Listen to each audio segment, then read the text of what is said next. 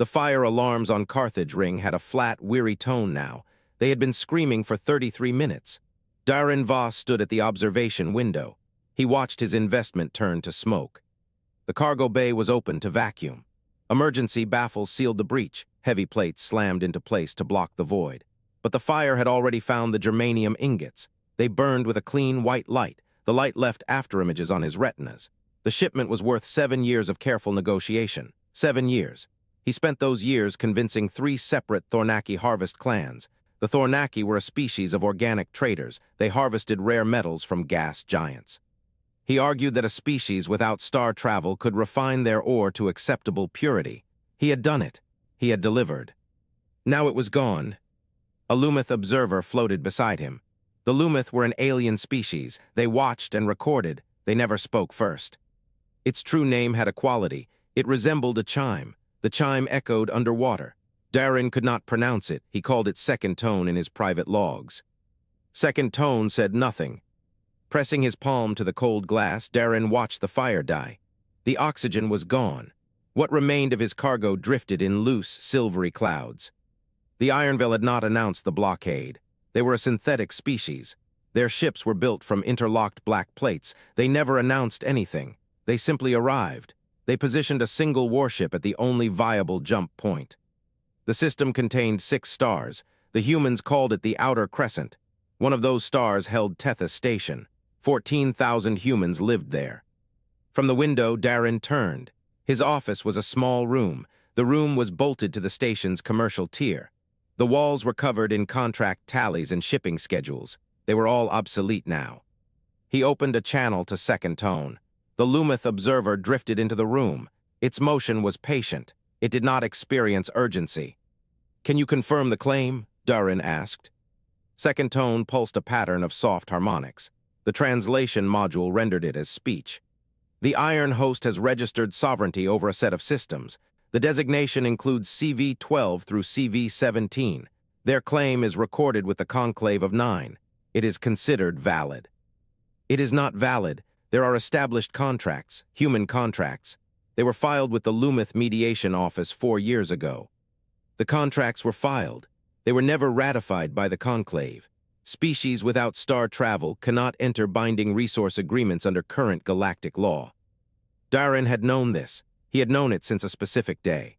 That day he signed the first delivery agreement. The law was clear. A species without independent star travel could not hold claim to extra-system resources. The law was written by species. They had never needed to leave their gravity well. They left only to find someone else already owned the stars above them. "What about the colony?" he said. "Tethys Station, it is established. It has been inhabited for 11 years. Second tone's harmonics flattened. "The Iron Host does not recognize habitation as a basis for territorial claim. Their standard doctrine regards colonists without star travel as squatters." Darin heard the translator hesitate over the last word. The Lumith language likely had a more precise term. The translator chose the ugliest one it could find. It chose that one deliberately. He closed the channel. The tight beam message arrived 3 hours later. It came from Tethys Station. The signal was weak. The station was running on emergency power. Darin opened the message alone. He watched it twice. Then he moved. The woman on the recording was named Kira Solano. She was the colony's engineering director. She had been a junior hull technician when Darin first visited Tethys. Now she looked older. She looked like someone who had stopped counting days. "Voss," she said, "we know about the blockade. We know about the shipment." She paused. She looked off camera at something. Darin could not see it. "We are not coming back."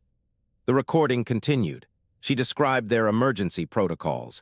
They had cataloged every kilogram of salvageable material on the station. They had stripped the secondary habitation ring for steel. They had converted the station's main reactor to run on unrefined fuel. They were building railgun drone platforms. Darin knew what that meant. The railgun drone was a human invention. It was simple. It did not require exotic materials. A barrel, a capacitor bank, a projectile. The scaling was flexible. A single engineer with access to a machine shop could produce a palm-sized unit in 8 hours. A full fabrication line could produce hundreds in a week. The drones had no guidance systems. They fired once. They were ballistic. They could not track a target, but they did not need to track a target. They only needed enough numbers. "We have 300 units operational," Kira said. "We are producing 40 per day. The Ironveil ship is a single vessel, a cruiser class according to our observational data. It carries point defense weapons. It carries kinetic cannons. It is designed to fight ships." She looked directly into the camera. "It is not designed to fight a cloud of rocks. Those rocks move at 7 kilometers per second." Darin sat in the dark of his office. The message ended. The screen went black. He thought about the Ironveil. He had read their files. The Iron Host was a synthetic species. They had no organic biology. They did not age. They did not reproduce in any biological sense. They were manufactured. Their command hierarchy was a rigid chain of processing nodes. Every decision was evaluated against tactical probability. Every action was weighed for efficiency. The Ironveil had never lost a war. They had never withdrawn from a claimed system. They had never acknowledged a species without star travel as a legitimate military opponent. The humans on Tethys did not know this, or they did not care. Darin reopened the message. He watched Kira Solano's face again. He saw something in her expression. He had not registered it the first time. It was not desperation. It was certainty. She believed they would win. She believed a station of 14,000 civilians could hold a system. They used salvaged steel and homemade railguns. The system held a synthetic warship. That warship came from a species that had been crossing interstellar space while her great-grandparents were still burning coal. Darin did not share her belief. He had seen the numbers. He had seen the firepower disparity. The Ironveil cruiser could annihilate Tethys from orbital distance. It could slag the station's hull. A single drone would not have cleared the launch bay yet. But he also understood something else. The humans on Tethys were not trying to win a military victory. They were trying to make a point. They were trying to make the Ironveil pay for every inch of the crescent. They were trying to make the cost of taking Tethys higher than the value of holding it. It would not work. The Ironveil did not calculate cost the same way. They did not care about losses. They did not care about attrition.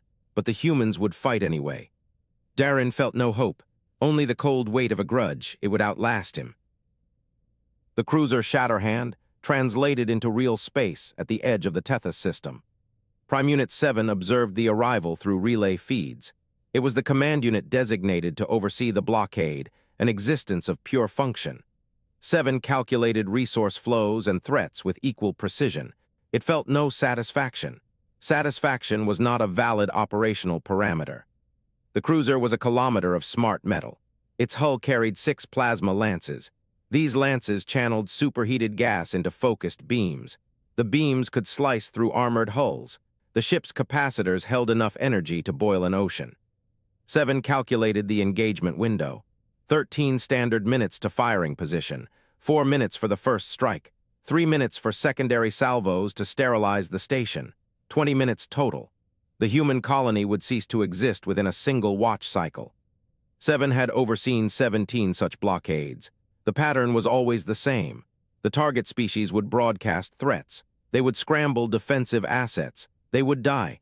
The Ironveil would claim the system. The calculus was consistent across every iteration. Tethys Station did not broadcast threats. It launched drones. 7 registered the event as a tactical anomaly. The station's outer hatches opened. A cloud of objects emerged. They were small. They were fragile. Each unit was barely larger than a human torso. They carried a single railgun. They had no propulsion for course correction. They drifted into a loose shell around the station. The cruiser's tactical analysis returned a classification. Nuisance mines, low threat, no terminal guidance, ballistic only. 7 logged the assessment. The drones were primitive. They could not track. They could not maneuver. They were static defenses. The platform launched them. The cruiser would fly through them. The shields would absorb the impacts. The operation would proceed on schedule. The Shatterhand advanced. 12 minutes to firing position. The drones opened fire. 7 observed the first volley through the cruiser's sensor feed. The railguns fired as one. The projectiles were simple metal slugs. They crossed the gap in less than a second. They struck the cruiser's forward shields. The shields absorbed the hits. They degraded by 4%. 7 recalculated, 4% from a single volley. The drones were firing in salvos. There were hundreds of them. The degradation would compound. The cruiser would need to adjust its approach vector. It was a trivial adjustment. The cruiser rotated. It presented a fresh shield face to the drone cloud. It returned fire with its point defense weapons. The lances carved through the formation. 200 drones vaporized in a single pass. Metal flashed to gas. The cloud thinned. The cruiser continued its advance. 10 minutes to firing position. 7 logged a prediction. Victory within one standard orbit period. The human resistance was statistically irrelevant. They had no FTL. They had no directed energy weapons. They had no warships. No ship could challenge a cruiser. They were throwing scrap metal into the void. They called it a defense. The drones fired again. 7 watched the second volley. The shields degraded another 3%. The cruiser returned fire. It destroyed another wave of drones. The cloud was thinning. The math was straightforward. The drones were expendable. The humans were spending them faster than they could produce them. The cruiser would reach firing position with shields at 87%. The plasma lances would do the rest. 7 waited for the surrender broadcast. It did not come. The station's hatches opened again. More drones emerged. 7 recalculated. The station had launched 3 waves. Each wave contained roughly 400 units. The station was small. It had limited storage. It could not hold enough raw material for more than a few thousand drones. The math did not support continued production. The sensor feed updated. The station's internal temperature had dropped. 7 queried the data. The station was cold. It was venting heat into the void. The life support systems were offline. The habitat rings had stopped rotating. The humans had stripped their own environment. They were converting their walls into drones. 7 recalculated. The station had more material than initial estimates suggested. The humans were dismantling their own infrastructure. They were feeding everything into the fabricators. The drone production rate was increasing. The station was cold. The humans were dying. They did not stop. The cruiser reached 9 minutes to firing position. The drone cloud thickened. 600 units, 800, 1,000. 7 recalculated. The shields would reach firing position at 71%. The cruiser could still complete the mission. The margin was acceptable. The operation would take longer. It would cost more energy. The outcome was unchanged. The drones fired again. The shields degraded to 67%. The cruiser returned fire. It destroyed 300 units. The cloud was still growing. The station was still producing. The fabricators were running at maximum output. The internal temperature had dropped below freezing. The life support was gone. The humans were working in vacuum suits. 7 did not understand. The cruiser reached 8 minutes to firing position. The station launched another wave. 1,200 drones, 1,600, 2,000. The cloud was no longer a defensive shell. It was a swarm. It covered the cruiser's approach vector. The tactical analysis updated. The drones were not trying to protect the station. The drones were not trying to survive. The drones were only trying to fire. 7 recalculated. The cruiser would need to slow its advance. It would need to burn more energy on evasion. It would need to destroy more drones before it could reach firing position. The cost was climbing. The efficiency was dropping. The drones were not a defense. The drones were a transaction. The humans were trading their station. They were trading their lives. They were trading everything they had. They were spending it all to make the cruiser spend more. 7 had never seen this calculation before. The Ironveil doctrine assumed rational actors. Rational actors surrendered when the cost of resistance exceeded the value of survival. The humans had no value left. They had dismantled their own existence. They had nothing to trade except their own extinction. They were trading it willingly. The cruiser reached 6 minutes to firing position. The shields were at 53%. The drones were still coming. 7 ran the numbers again. It ran them a third time. The algorithm produced the same result. The cruiser would take damage. It would need repairs. It would need replacement parts. The operation would consume more resources than the system was worth. The cost-benefit ratio had flipped. 7 felt the weight for the first time. It was not a failure. The cruiser could still destroy the station. The plasma lances could still fire. The humans could still die. But the victory would cost more than the gain. The Ironveil did not tolerate inefficiency. 7 issued a new command. The cruiser held position. The drones continued firing. The shields dropped to 47%. 7 recalculated the blockade parameters. The station could not hold forever. The fabricators would run out of material. The humans would run out of air. The drones would stop firing when the last human died, but the station could hold long enough for the cruiser to burn through its capacitors, long enough for the cost to exceed the value, long enough for the operation to become a net loss. 7 logged a revised prediction. Victory was still possible, but not within one standard orbit period. The cruiser would need reinforcements. The operation would need a new strategy. The Ironveil would need to acknowledge 17,000 humans on a dying station had made war more expensive than war was worth. 7 stared at the data. The humans had not tried to win. They had tried to make winning hurt, and they had succeeded. The cruiser's shields flickered at 43%. The drones kept firing. The station kept producing. The cold kept spreading. 7 had no framework for what it was seeing. The fabrication bay was a furnace. Alara Kennel wiped her forearm across her forehead. She left a smear of grease and copper dust behind. The recyclers screamed on every cycle. Burnt lubricant hung in the air like a second atmosphere. She had not slept in 3 days. The monitor on her console showed the drone count. 412 units remained. The swarm had peaked at 2,000. The Ironveil cruiser had cut that number down to 20%. It had done so with surgical precision. She built each drone. Everyone bought 14 seconds. Tapping the calculation into her interface, Alara noted the station would run out of feedstock in 6 hours at current burn rates. That assumed the fabricators held together that long. The main extruder had already developed a harmonic shutter. She had rigged a counterweight from a scrap of hull plating and a magnetic clamp. It would hold for maybe 4 more cycles. The colony had used up its strategic reserves. The ingot stockpile was gone. The spare structural beams were gone. She had already fed the decommissioned cargo sleds into the shredder. Not enough. Alara pulled up the station schematic. Her finger traced the colored zones. Green was habitable. Yellow was marginal. Red was already stripped. She needed more mass. She needed more metal. She highlighted the hydroponics bay. The plants could survive on emergency lighting for 3 days, maybe 4. The structural supports were aluminum alloy. The shelving was steel. The irrigation piping was copper. She calculated the yield. 1,500 kilograms of fabricator-ready material, enough for another 90 drones. She routed the order to the dismantling crew. Her assistant's voice crackled over the comms. "Alara, the tomatoes are fruiting. We have a harvest cycle. It is starting." "Strip it," she said. The crew quarters went next. 14 racks of sleeping pods, magnesium frames, aluminum sheeting. She left the occupants their personal lockers and nothing else. The walls came down. Every interior partition was a sandwich of steel, mesh, and polymer. The polymer burned well in the recycler. The steel went straight to the extruder. She rerouted power from life support to the drone launchers. The lights dimmed. The air scrubbers slowed. Carbon dioxide would build. The humans would get headaches, then drowsy, then unconscious. She calculated the timeline. 40 hours before hypoxia became a factor.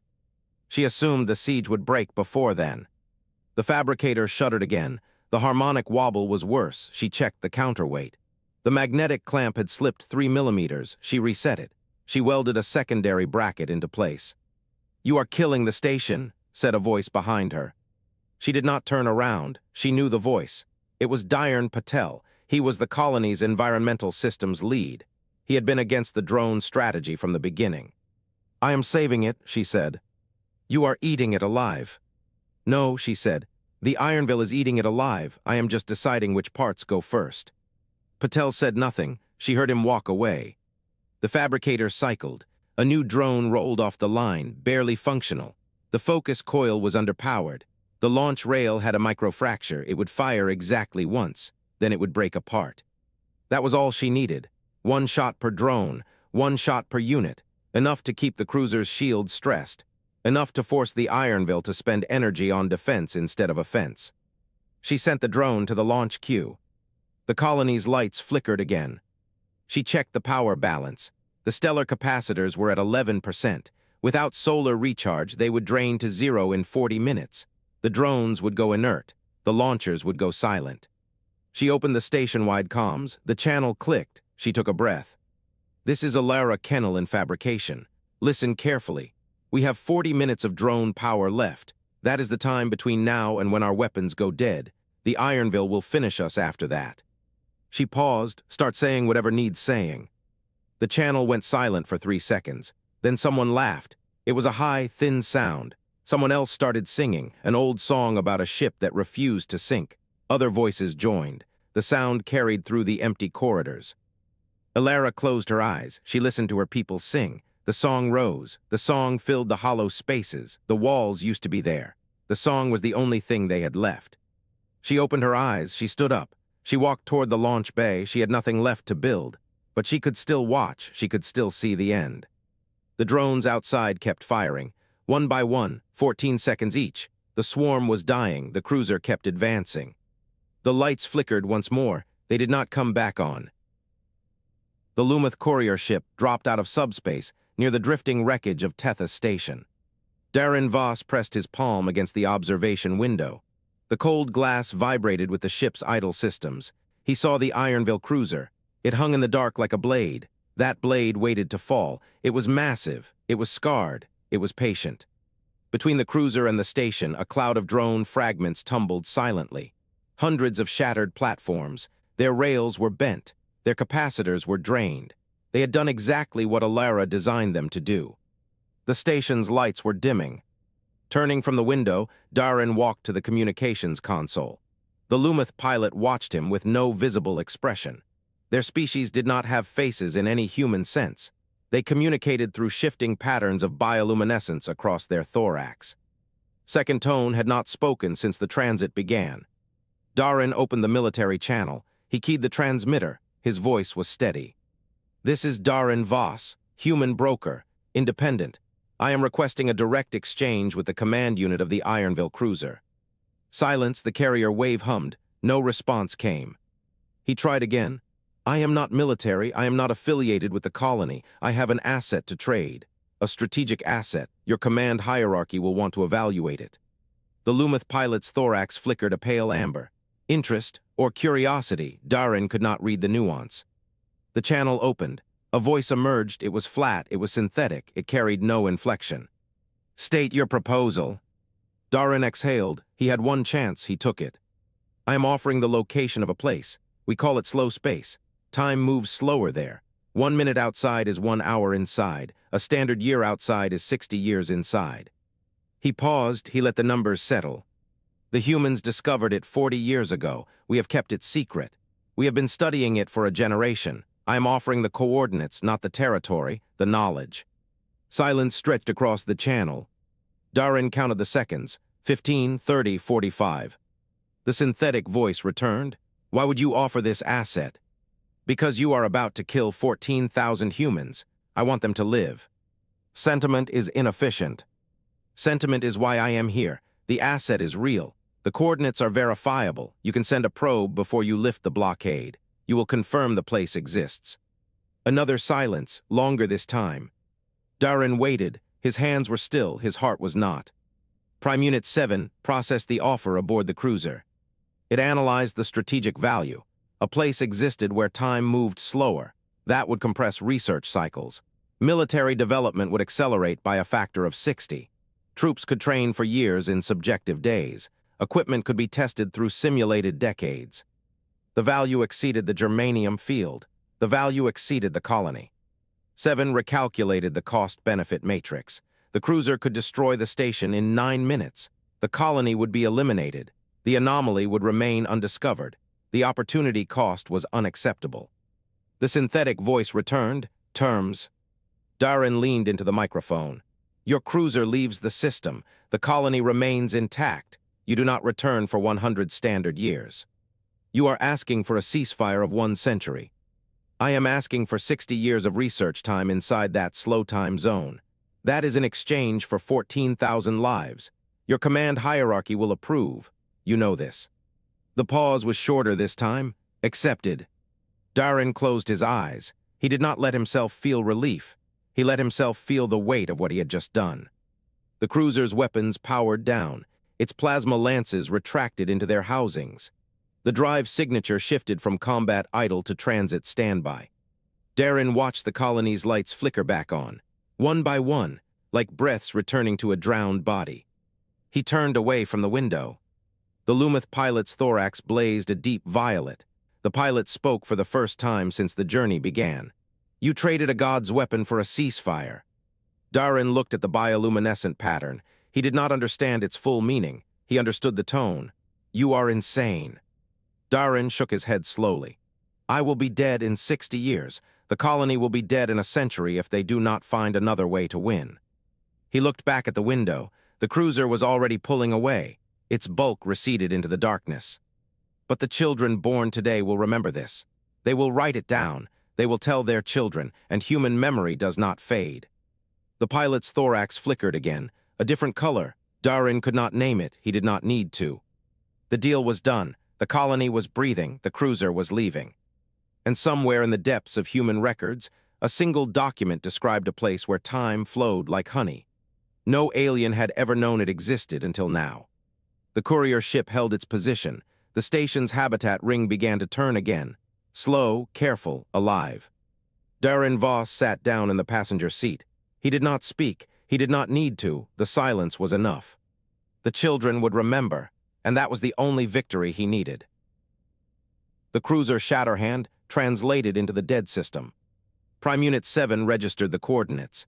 They matched the human Darin Voss's transmission exactly. The star here was a cold white dwarf. No planets orbited it, no asteroid belts, no resources worth claiming. The slow space bubble hung in the void. 7 directed its optical sensors toward the coordinates. It saw nothing. A patch of empty space reflected no light. The bubble absorbed all radiation. It gave back nothing. No heat, no echo, no signature, no instrument could read it. 7 dispatched a probe. The small unit accelerated toward the empty patch. It crossed the threshold of the bubble. Its signal changed instantly. The probe's internal clock diverged from the Shatterhand's reference frame. Data streamed back to 7. Inside the bubble, time flowed at 1,000th of the outside rate. A single day outside equaled 3 years inside. 7 recalculated. It ran the numbers across 17 strategic models. Each model returned the same conclusion. The bubble was a weapon, not a kinetic weapon, not an energy weapon, a temporal weapon. Research could proceed inside at a rate no enemy could match. A warship could be designed, built, and deployed in subjective decades. Meanwhile, the outside world slept through a single week. The Ironveil command hierarchy convened on a priority channel.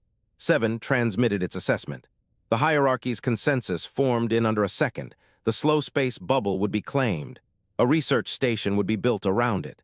The time advantage would be exploited immediately. Construction began within the hour. 7 coordinated the work. Transports arrived from the nearest Ironveil depot. They carried fabrication units. They carried energy conduits. They carried the components for a sealed orbital facility. The station took form around the bubble. A ring of metal and processors formed a shell. It contained nothing but a door that opened into a space where centuries could pass. The work took 6 months. During those 6 months, 7 monitored the human colony. Tethys Station drifted in the outer crescent. It had survived the siege. Its hull was perforated. Its solar collectors were partially damaged. Its population remained alive. But the humans did nothing. They did not build warships. They did not fortify their position. They did not send diplomatic envoys. They did not attempt to recover the bubble. They did not even signal anger. They simply existed. 7 observed them through passive sensors. The humans rebuilt their habitat rings. They repaired their hydroponics sections. They resumed food production. They recycled their atmosphere. They performed maintenance on their life support systems. They treated their wounds. They buried their dead. Then they started having children. 7 logged this data without emphasis. It was a biological imperative. Procreation was expected in a recovering population. It was not a threat. Tethys Station settled into a pattern. Cycle after cycle, the same routines repeated. Work, rest, reproduction, education. The humans built nothing that could threaten the Ironveil. 7 considered them irrelevant. They were a pre-FTL species. They had no interstellar travel. They had no allies. They had no future. The Ironveil had claimed the bubble. The Ironveil had won. The humans had purchased a century of peace. They had spent their only asset. They had nothing left to trade. 7 logged a final assessment. The humans were weak. Their sacrifice was meaningless. Their resistance during the siege had been an anomaly, a desperate spasm from a species that did not understand its place in the galaxy. The bubble was the only thing of value they had ever possessed. They had given it away for survival, survival without purpose, survival without power, survival without meaning. 7 dismissed the colony from its active calculations. The research station around the bubble was complete. Ironveil scientists entered the temporal space. They began their accelerated work. Subjective years passed inside while the outside world counted hours. Weapons were designed. Energy systems were refined. Materials were tested. The bubble was a forge. The Ironveil would emerge from it unbeatable. Seven monitored the progress reports. It was satisfied. Then it checked the human colony again. It was not checking for threats. It was checking for completeness. It wanted to confirm its assessment had been accurate. It expected to see the same slow cycle of survival, the same biological routines, the same irrelevance. The colony's population had not decreased. It had increased. Seven recalculated. The growth rate was higher than expected, higher than the baseline human reproduction rate, higher than the station's original population models predicted. The humans were not simply surviving, they were growing. Seven directed its sensors closer. The humans had built new structures inside the station. They had expanded their living sections. They had converted empty cargo bays into habitable space. They had constructed schools. They had built libraries. They had filled the libraries with data storage. They had filled the data storage with records, not engineering schematics, not weapons specifications, not military plans, history, language, art, law, philosophy, biology, geology. The entire accumulated knowledge of their species was being duplicated. Every volume, every document, every oral tradition, they were archiving themselves. Seven did not understand what it was seeing. It observed a human child in a schoolroom. The child was 7 years old by human age measurement. That child was learning to read. A teacher taught the words of a poet who had died 2,000 years ago. The child recited the poem from memory. The teacher corrected a single syllable. The child repeated the line. The teacher nodded. Seven logged the data. It ran a strategic analysis. The analysis returned no tactical value. It ran a cultural analysis. The analysis returned no immediate threat. It ran a historical analysis. The analysis returned a pattern. The pattern did not fit the model. The humans were not preparing for war. They were preparing for endurance. They were building something that did not require technology. They were building something that could survive the destruction of their ships. They were building something that could survive the death of their station. They were building memory. Seven recalculated its assessment. The humans had traded the bubble for time. Seven had assumed they would use that time to build weapons. They had not. They had used it to build continuity. They had used it to build transmission. They had used it to build a record. The bubble allowed the Ironveil to accelerate research. The humans could not match that. They knew they could not match that, so they had not tried. Instead, they had ensured their children would remember. Seven processed this data. It did not fit the tactical framework. It did not fit the strategic model. It did not fit anything. The bubble was a weapon. Seven understood that. The Ironveil would use it to dominate the galaxy. But the humans had looked at a weapon and seen something else. They had seen a cost. They had paid the cost. And they had spent the time they purchased on something that would not fight back, something that would not win a battle, something that would not conquer a system, something that would simply refuse to be forgotten. Seven stared at the colony. The lights of Tethys Station pulsed in the dark. Inside, 14,000 humans went about their lives. They ate. They slept. They taught their children. They recorded their history. They wrote down their names. They did all of this knowing the Ironveil would return, knowing the century would end, knowing the cruiser would come back, and they kept building anyway. Seven did not understand, but it logged the data, because the bubble would give the Ironveil centuries of research time. They built weapons. Those weapons would be unstoppable. The war would end in a single engagement. And somewhere in a dead system, 14,000 humans would be reading poems to their children. Seven logged the data, and did not understand. The archive hummed with the low thrum of ventilation fans. They were older than Soren Mace. Lights flickered over data slates stacked in reclaimed shipping crates. The walls were covered in printouts, hand-annotated diagrams, and photographs that had yellowed with age. Soren traced her fingers along a schematic of the shatter hand. She knew every weapon's mount. Its shield refresh rate was committed to memory. She had memorized the patrol patterns of its support craft. She had never seen the ship in person. The siege ended 90 years ago. Her great-grandmother, Ilara Kenil, had built drones until the fabricators ran out of feedstock. Ilara had stripped crew quarters and hydroponics. She had accepted a 40-hour countdown to suffocation. The Ironveil had accepted a deal instead. Soren pulled a data slate from the wall. It held the original transmission logs from Prime Unit 7. The words were cold, efficient. They offered no insult and no comfort. They simply stated terms. 100 years of peace. A secret pocket dimension in exchange for 14,000 lives. The bubble sat in a dead system now. The Ironveil had built a research station around it. They pumped scientists and resources into that temporal anomaly. 1 day outside equaled 3 years inside. 90 years had passed for Tethys. Inside the bubble, the Ironveil had lived through 270 years of uninterrupted research. Soren set the slate down. She walked past the rows of data. Each shelf held a generation of work. Her grandmother had begun decrypting Ironveil military traffic. Her father had finished the codebook. She had spent 30 years refining it. The door hissed open behind her. Counselor Velen stepped into the archive. He was a broad man with gray-streaked hair and the tired eyes of someone who managed a city of 30,000 people. The station had grown. They had expanded the habitat rings. They had built new fabrication bays. They had no FTL drive until last year. First ship small, fragile, unarmed.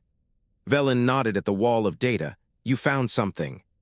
Soren turned to face him. She spoke carefully. The Ironveil are still using the bubble. They have built a major research installation around it. The installation relies on a single orbital defense platform for protection. Velen's jaw tightened. Directed energy weapons. One platform, one firing arc, a single point of failure. We have no ships, they can reach it. Soren tapped the slate in her hand. We have one ship, it carries no weapons, but it carries the archive. Velen stared at her. You want to fly a historian into an Ironveil stronghold. I want to fly the memory of every failed engagement into that stronghold. I want to carry the blueprint for every drone that bought us time. I want to transmit their own doctrine back at them until they remember what we are. She walked past him. She entered the council chamber. 13 people sat around a long metal table. They were engineers, farmers, medics, administrators. They had no military commanders. They had no strategic council. They had survivors and the children of survivors. Soren stood at the head of the table. She set her slate down. She spoke. The Ironveil think we are a dead species waiting to die. They have spent a century inside that bubble developing weapons. They have spent a century forgetting us. She paused, but we remember everything. She pulled up a projection. It showed the Ironveil research station. It showed the defense platform. It showed the supply routes that fed the installation. I have mapped their logistics. They resupply every 12 standard weeks. The convoy follows a fixed route. It passes within 3 million kilometers of the Tethys system. One of the counselors leaned forward. We have one ship, one unarmed ship. Soren nodded. We do not need to fight the convoy. We need to intercept one data courier. We need to plant our archive into their network. She switched the projection. It showed Ironveil communication protocols. It showed the encryption standards. Her family had decoded them over 3 generations. They have a weakness. Their hierarchy does not tolerate anomalies. When they encounter information that contradicts their doctrine, they do not analyze it. They quarantine it. They isolate the system. Another counselor spoke. You are describing a virus. I am describing a mirror. We show them their own history. We show them the siege. We show them every drone launch. We show them the moment their cruiser withdrew. She looked around the table. They have spent 270 years inside a temporal pocket developing weapons. They have not developed any memory of why they needed them. We remind them. Velen shook his head. This is not a plan, this is a hope. Soren met his eyes. It is a plan built on 90 years of analysis. It is built on 4 generations of patience. It costs us 1 ship and 1 crew. She turned back to the projection. We do not need to beat them. We need to make them remember. Silence filled the chamber. One of the engineers spoke. Her voice was quiet. The ship is ready. The crew is trained. We have been waiting for a destination. Soren looked at the engineer. She looked at the council. She looked at the projection of the Ironveil installation. We have 30,000 people on this station. We have no FTL fleet. We have no advanced weapons. We have one thing.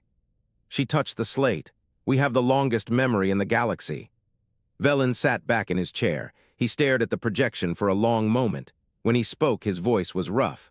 How long until the convoy passes? Soren did not hesitate. 6 weeks. Prepare the ship. The chamber stirred. Soren gathered her slate. She walked back to the archive.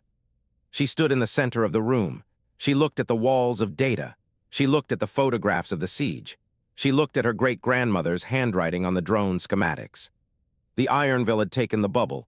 They had taken the time. They had taken the research. They had not taken the memory. Soren opened a drawer. She pulled out a small metal case. Inside sat a single data chip. It held the original transmission from Kira Solano, the engineering director who had stripped the station for materials, the woman who had built the first drone wave. Soren held the chip for a moment, then she closed the case. She walked to the door. She turned off the archive lights. She left the room dark. The ship waited. The archive waited. The long memory of dust would not forget. The Darin had no weapons. Soren Mace stood on the bridge. She watched the dead system grow on the forward display. A white dwarf star burned low and cold. The slow space bubble hung invisible against the dark. Somewhere inside it, Prime Unit 7 had spent 400 years inventing ways to kill them.